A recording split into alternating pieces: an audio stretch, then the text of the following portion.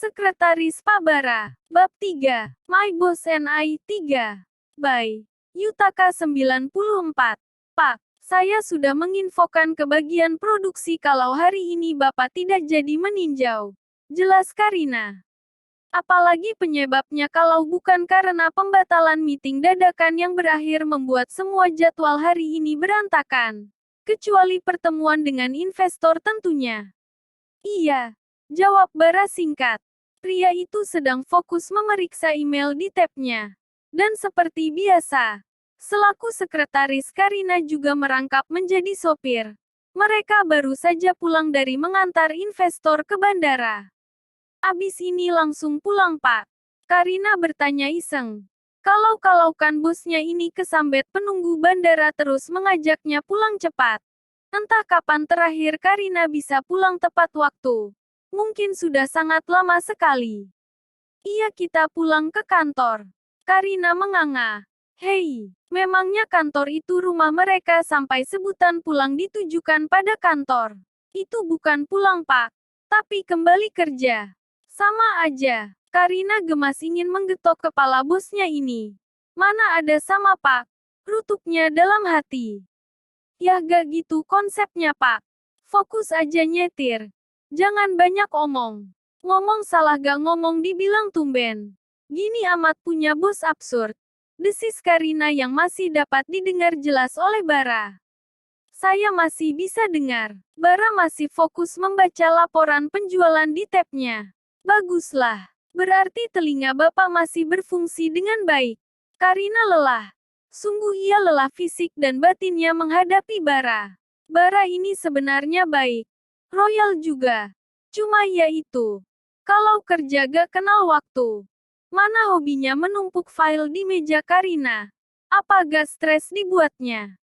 Kalau kerjaan kamu selesai sebelum jam pulang besok, kamu boleh beli jam tangan yang kamu mau itu. Ucap Bara. Karina nyaris berteriak kencang. Untung saja dia tidak sampai mengerem mendadak. Beneran Pak?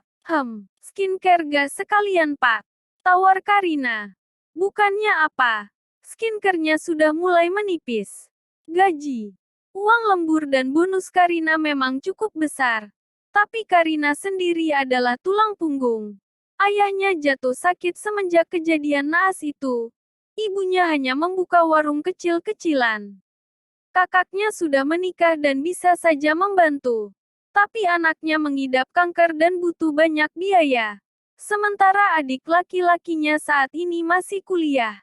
Dan tentunya dengan biaya Karina. Belum lagi harus membayar cicilan hutang bank. Karina yang malang. Biasanya juga gak bilang lagi. Sindir Bara. Karina hanya tersenyum lebar memamerkan giginya. Bahkan tak merasa bersalah. Ya gimana Pak? Kan kadang hilaf salah kasih kartu debit. Alasannya terkesan tidak masuk akal.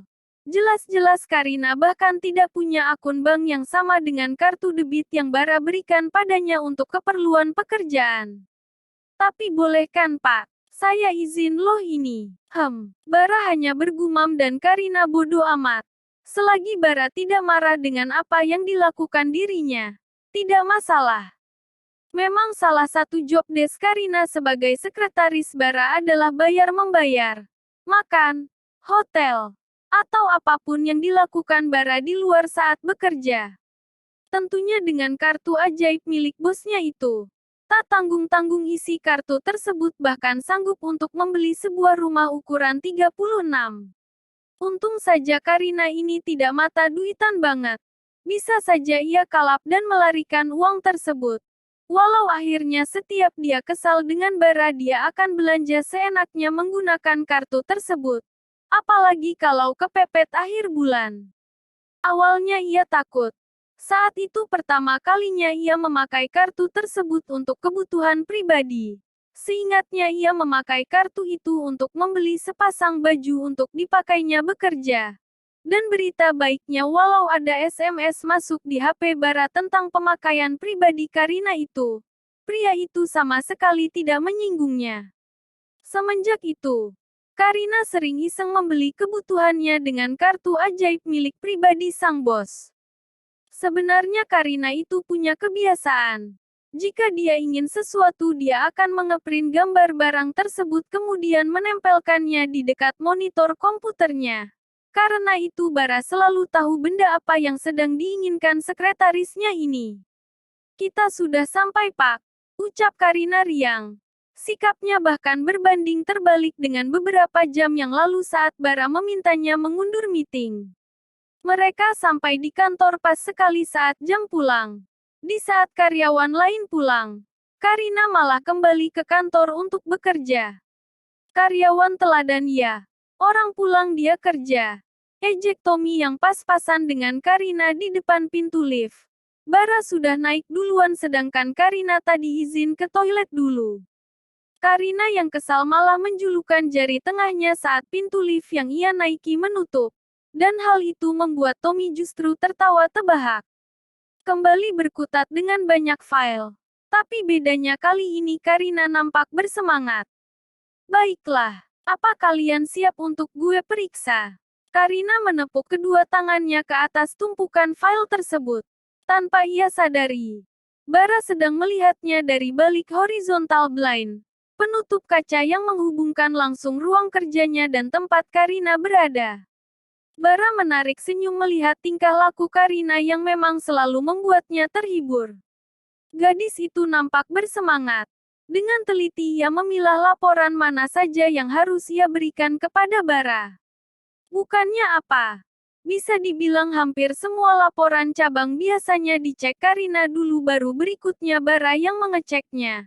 Sudah macam wakil direktur pemasaran saja dirinya. Pikir Karina. Yes. Selesai. Ya ampun hebat banget gue.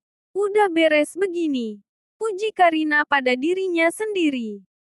Jam sudah menunjukkan pukul 10 malam. Dan dia sudah menghabiskan 2 kotak jus jambu dan mangga. Tok-tok. Karina mengetuk ruang Bara. Kemudian masuk begitu saja tanpa menunggu izin bosnya itu. Pak, filenya sudah saya sortir, mau dicek sekarang atau besok? Bara melihat ke arah Karina, lalu mengecek jam. Besok aja, kalau sudah selesai. Kita pulang. Katanya membuat senyum Karina mengembang. Saya sudah bisa check out jam saya kan Pak? Karina tersenyum malu-malu. Dia sudah mendambakan jam itu sejak 2 minggu lalu. Kalau saja tidak terdesak kebutuhan, tentu Karina bisa membelinya sendiri dengan gajinya. Bara nampak berpikir sesaat. Padahal tenggatnya besok tapi Karina sudah menyelesaikannya. Kan belum saya cek. Karina menyun. Dia sudah tidak sabar menekan tombol pesanan di keranjang belanja online-nya. Kalau sudah selesai, matikan komputer kamu. Atau kamu masih mau lanjut lembur? Karina dengan cepat menggeleng. Dia sebenarnya sudah merasa ngantuk sejak tadi dan sangat merindukan kasurnya yang nyaman. Mau makan apa? Tanya Bara begitu mereka keluar dari parkiran kantor. Kalau malam begini biasanya Bara sendiri yang menyetir. Terserah Bapak deh. Saya manut aja kalau gratisan mah. Jawab Karina. Ini sudah seperti rutinitas mereka. Makan dulu sebelum pulang ke rumah kalau mereka tidak terlalu lelah. Sebenarnya Karina sih kalau lelah jangan ditanya. Tapi dia paling tidak suka menolak makan gratis. Lumayan kan bisa menghemat uang. Lagian Karina sendiri termasuk kategori perempuan yang makan banyak tapi tidak gemuk-gemuk. Jadi dia bisa santai makan sepuasnya. Paling dia harus sit up saja karena lemaknya kadang menimbun di bagian perut.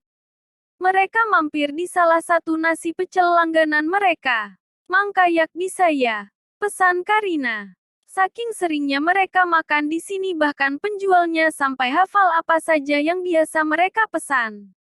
Siap Mbak Nana, ucap penjual tersebut. Warung tenda ini biasanya buka sampai jam 2 pagi. Jadi tidak heran kalau jam 10-an seperti sekarang masih cukup ramai. Pesanan mereka datang. Seporsi nasi pecel dengan 2 ayam goreng milik Karina dan seporsinya lagi nasi pecel ayam biasa milik Bara.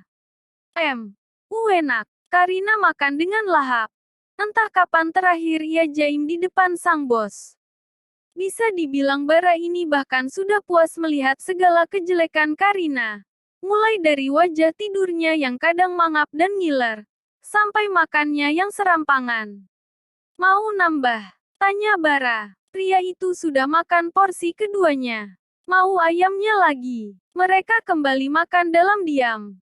Bara memperhatikan sudut bibir Karina. Kemudian mengambil tisu. Tangannya terulur membersihkan sudut bibir Karina. Sesaat Karina terpaku. Loh, kok jadi kayak adegan di drama-drama romantis begini ya? Bengong Karina. Tapi tak lama Karina merasa ada yang janggal. Bara mengusapnya agak keras seolah itu adalah noda yang membandel. Pak, sergah Karina. Bukannya seperti adegan romantis. Bara malah dengan barbarnya mengusap sampai lipstik yang sengaja ia touch up terasa bergeser. Oh ternyata lipstik. Saya pikir sambal. Ucap Bara santai. Ayolah. Padahal tadi jantung Karina terasa berdetak cepat. Sekarang ia malah merasa akan naik pitam. To be continued.